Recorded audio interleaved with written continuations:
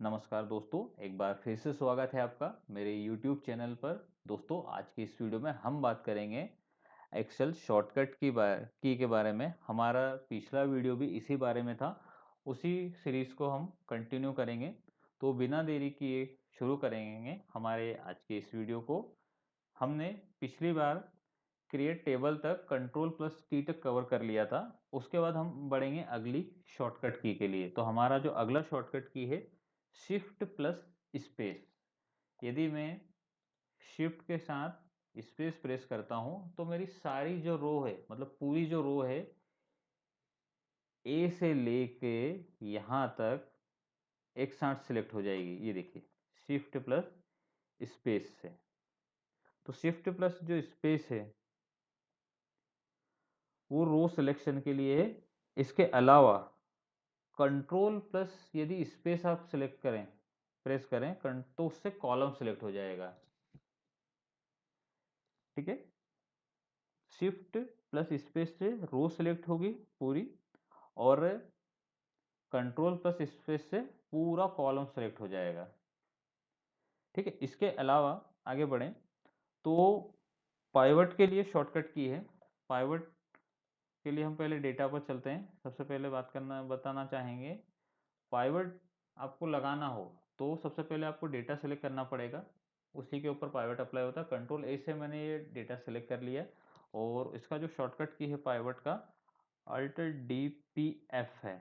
ठीक है, alt D P F से ये मेरा पाइवट क्रिएट हो गया। इसको मैं अल्ट ई एल से इस शीट को, पाइवट को डिलीट कर रहा हूँ।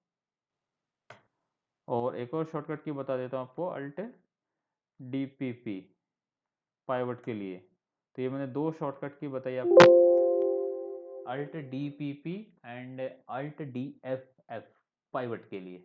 ठीक है, इसके अलावा यदि डेटा कुछ इस तरीके से है, मतलब सिंक सेंटर में नहीं है, तो आप सारे डेटा को सिलेक्ट करके alt H S C press करेंगे तो आपका डेटा अरेंज हो जाएगा। Alt plus H A C data को अरेंज करने के लिए, डेटा को सेंटर में करने के लिए। ठीक, इसके अलावा एक ऑप्शन होता है, एक और शॉर्टकट की बता देता हूँ, टैब। यदि मैं टैब प्रेस कर रहा हूँ तो ये देखिए मेरा जो कर्सर है ये इस प्रकार से आगे चल रहा है, मूव टू नेक्स्ट सेल। ठीक है, और लेकिन यही मुझे वापस पीछे लाना हो तो मैं शिफ्ट के साथ टैब प्रेस करूंगा तो ये बैक आ जाएगा। ठीक है, टैब से नेक्स्ट मूव है, और शिफ्ट के साथ टैब प्रेस करेंगे तो ये वापस बैक आ जाएगा।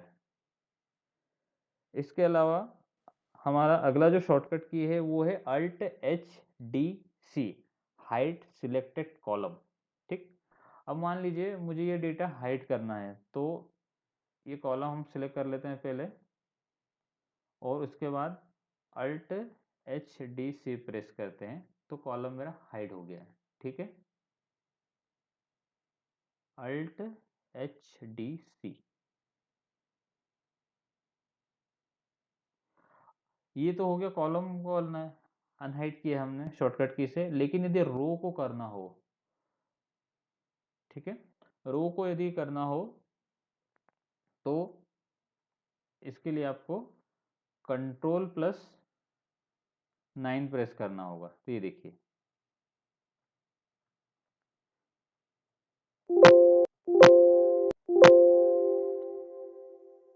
यहाँ पर 15 दिख रहा है, उसके बाद फिर 17 है, तो जो 16 नंबर की जो रो है वो हाइड हो गई है।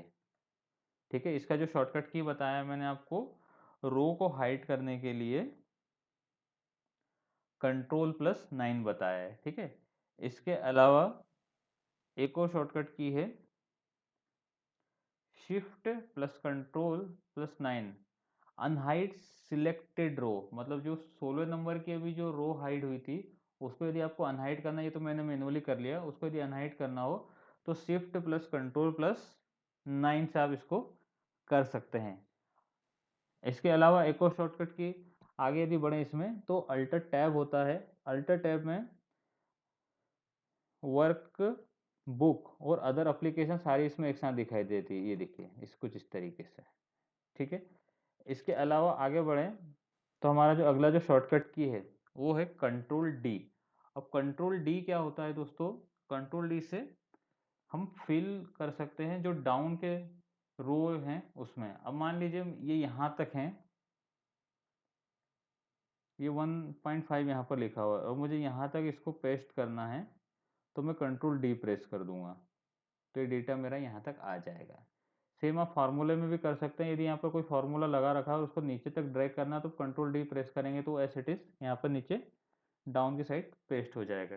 ठीक है, बात करते हैं अगले शॉर्टकट की। तो अगला जो शॉर्टकट की है control plus R. Control plus R यदि आप प्रेस करेंगे तो ये फिल राइट के लिए होता है, मतलब राइट साइड में वैल्यू को फिल करता है जो वहां पर हो। अब लिख लीजिए यहाँ पर 3.0 लिखा हुआ है, मुझे यही वैल्यू यहाँ पर पेस्ट करना है, तो मैं कंट्रोल प्लस आर कर दूं तो ये वैल्यू मेरी यहाँ पर पेस्ट हो जाएगी। ये देखिए कंट्रोल प्लस आर कुछ इस तरीके से। ठीक है, control plus R fill right value. इसके अलावा अल्ट प्लस क्यू यदि प्रेस करें, अल्ट क्यू प्रेस करें तो ये देखिए जो ड्रॉप डाउन है वहां पर आपका कर्सर चला जाएगा, sorry search bar in excel में कंट्रोल क्यू इसका शॉर्टकट की है। ठीक है, इसके अलावा एक और शॉर्टकट की यदि बात करें तो अल्ट एच ओ आई कॉलम की विड्थ को एडजस्ट करने के लिए। मैं इसको पहले कंट्रोल जेड कर देता हूँ। अभी देखिए कॉलम इस प्रकार से, इसमें इतनी विड्थ है, इसको मैं यदि अल्ट एच ओ आई करूँ तो ये डेटा के अकॉर्डिंग एडजस्ट हो जाएगा इसमें। ठीक है, इसके अलावा हमारे पास कीबोर्ड में एरो दिखाई देते हैं, 4 एरो रहते हैं, राइट लेफ्ट अप और डाउन।